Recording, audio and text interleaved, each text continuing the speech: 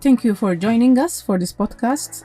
This podcast will focus on 3 letters which are created a lot of disruption around the business world, which are ESG. Letters that describe a set of factors, environment, social, governance, which measure the non-financial impacts of business and investments. Joining me today is Carl, a manager at PwC, focusing on this particular topic. Carl, you're a millennial. And proud. I have read that 90% of millennials go through a company's ESG policy before investing in it. In your opinion, is this true, and is this pushing the ESG agenda? Definitely. I think that today employees are voting with their feet, and in a world where resources are so scarce and so important and so crucial to a company's journey and business agenda, they definitely are making their choices. And not only employees, but also customers. They're putting their money where their mouth is, choosing to invest in certain companies rather than others, supporting some brands and boycotting others. So definitely there is a pressure coming from, customers, employees, and the broader set of stakeholders, which sometimes companies forget. I think also there are many other pressures that companies are facing that are pushing this ESG agenda. So it's not just from the customers or from your employees, but definitely from the investor community, which might have a louder voice. So today, whether a company is seeking to raise finance from an initial public offering, or going to a bank, or trying to raise finance through a bond issue, investors are taking specific account of how ESG factors are influencing the value of that company. Just to frame this argument, BlackRock, who is one of the world's largest asset management company, so they have over $9 trillion of assets under management, that's almost a third of the whole US GDP, are taking voting action against companies that lag on ESG disclosures and related issues. So we're seeing that this is not just a passing trend or a phase or a fad that companies can, just subscribe to for the interim period. But it's here to stay. It's here to stay, and the people who call the shots are making it count. Okay. I was reading that Greta Thunberg once said, "I don't want you to be hopeful. I want you to panic." So are businesses panicking around this, and how are they responding to all this pressure?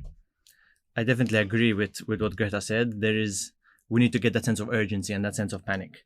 And the urgency is real. All you need to do is, look at the news or watch a bit of David Attenborough on Netflix, and you'll see that the world is truly at a tipping point, and that the world is facing a lot of challenges, and the role of the business community cannot be understated. So there are definitely some companies that are taking this on, and they are what I like to call front runners in this space, being companies who have identified ESG, identified the risks that the company is facing in this space, and identified also the opportunities, because ultimately ESG isn't always about risk and identifying where losses can be generated, but it's also about seeing the opportunity in ESG and not just analyzing them, but also embedding them into the long-term value creation story of that company and ultimately communicating this. So the story needs to get out, and disclosing this information, especially to your investors, to your employees, to the regulators, is definitely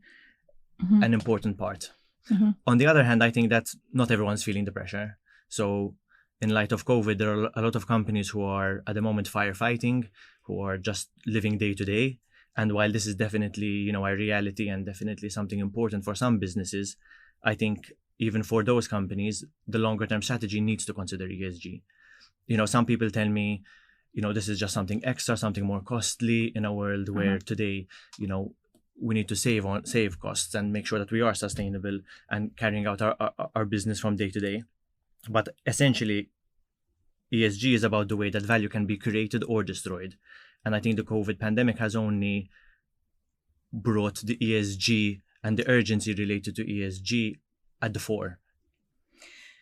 Would you say that locally, the way the business is reacting is in line with what you are telling us now? Or are we more taking more action, or are we lagging behind? From your experience, where would you position Malta on this topic?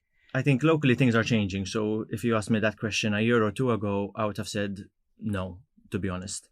Sometimes the vibe that you get from the C-suite or from top management is that there are more pressing matters and more pressing factors that need to be considered rather than ESG. Today, I think it's very different. And I think the pandemic has exactly shown this, that the urgency is real and that a company needs to look at all factors and all stakeholders and go beyond, mere profits and the bottom line, because ultimately ESG is about that also. Trying to go a bit more on the practical side now. I understand that sometimes boards struggle with the evolving landscape around ESG. It's very quick, even the priorities, and they are struggling a bit to make significant progress in this regard. In your opinion, what are the key metrics to focus on if you had to have a client in front of you asking boldly, okay, I want to take the first steps? What should they be? No, so definitely I agree with your point that companies are a bit confused maybe. We have to admit that the landscape is very fragmented. So even just the knowledge on ESG and what this means can be a bit confusing. We have to understand that the pressures on ESG are coming from many different areas, like we said. So there's the regulatory push, and a lot of is happening in the EU because of that. There's the employee and consumer push, which we mentioned, and there's the investor push. And so it can be difficult to balance all these voices when you're considering ESG and trying to apply that to your company. And so companies only feel scattered pressure when thinking about this information. So I agree, it can get confusing. My advice to a company would be to not get overwhelmed, because when you look at what can be reported under the E, S, and the G, and all the range of topics which fall under the sustainability umbrella, so to speak, it can get a little bit overwhelming. But I think we need to go to the heart of what it's about. It's about creating value and watching, the risks related to this area. So my advice would be for a company to look at what could potentially be material for them, picking on maybe one or two elements under each category. So 2 under the E, 2 under the S, and 2 under the G. So Carl, would you be able to share a couple of these with us? Yes, definitely. So under the environmental bucket, I think one key element that companies should be reporting on relates to emissions. A lot of companies are not even aware of their carbon footprint or the emissions that they are responsible for. So this is definitely something that not only investors, but even banks and consumers are going to be looking at. And definitely waste. I think even in Malta, this is a sign of the times, and a lot of focus is on the quantities of waste that are being placed on the market, whether that's packaging waste or recycling waste or other types of waste. Under the S, I think our company should be focusing on sensitive topics like equal pay, like training, upskilling, employee turnover. These are all, key metrics that companies should be disclosing on. And under the governance bucket, things like board diversity, board remuneration, risk oversight. These are all some key topics which are directly linked to ESG. But I think before a company starts reporting, they need to know why they're reporting and how to report. And they need to have something to report on in the first place. So while definitely I would encourage a lot of companies to disclose, I believe that what gets reported gets managed.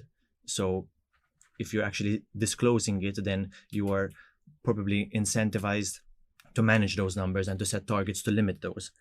But before that, there's measurement, and before measurement, there's strategy. So in terms of measurement, most companies might not even know the quantity of emissions they're responsible for. They might not know how to calculate that, and it can get very technical.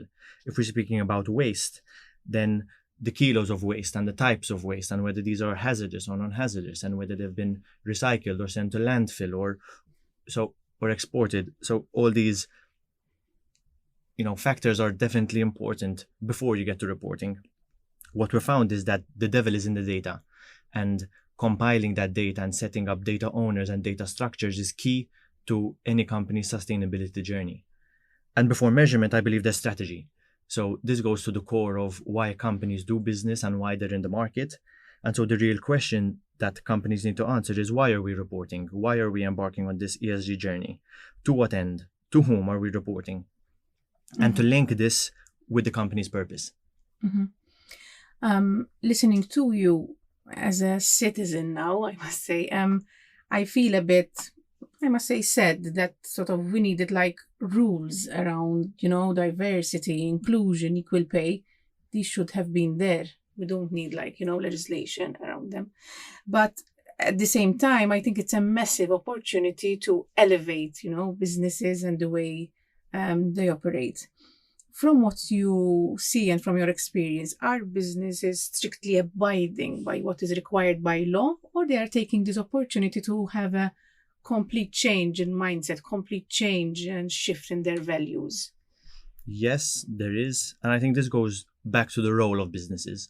So today, that role is changing, where companies are not only expected to minimize their negative impact, but to actually have a positive impact and to contribute to not only local but global challenges, be they, related to climate change or poverty or child labor.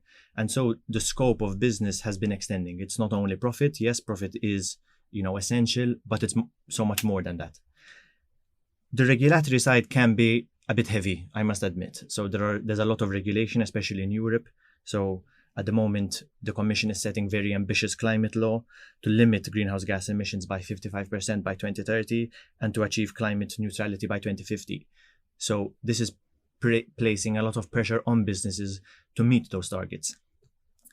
Ideally, companies should be doing this on their own, like you said. Definitely, they should be contributing to achieving and creating a better society and a better environment, not only for their stakeholders, but for themselves ultimately. But we found that regulations are needed to push those people and to push those companies. SPWC now, sort of. Can you share a bit with us what's being done around this? Sure. So from a PwC perspective, what we do is two things mainly. One is our internal journey, and the second is our external journey. So with our clients externally, what we do is we help them set up this sustainability strategy and help them understand what their journey is all about. We help them with the measurement and understanding how to quantify this data and how to source this data. We help them with implementation. So they might need to change some processes, some structures, some operations. We help them with reporting and understanding the reporting landscape and the reporting frameworks and the standards surrounding how to report and how to disclose this information. And ultimately, we also build trust by assuring this information. From an internal perspective, what PwC is doing is we have committed to net zero by 2030. And this means limiting our scope 1, scope 2, and scope 3 emissions to achieve net zero by 2030. That means halving our emissions and then offsetting also. Very challenging, I would say. Very challenging. Definitely. Like I said, there's a lot of data which is involved. It can get a bit technical. There's a lot of reporting, but at the same time, it's also very exciting. It's great to be part of an organization that is being part of this change and leading the way and setting the example for other companies also. And I think the world took a bit of time to give priority to this topic. So now, we need to catch up, in my view, I would say. Yes, and the pace of change, I think will get very rapid and will pick up a lot in the next coming years. Thank you, Carl. Very interesting. Our time is up. It was a pleasure discussing with you this topic, which I must say I'm quite passionate about. So thank you very much for your time.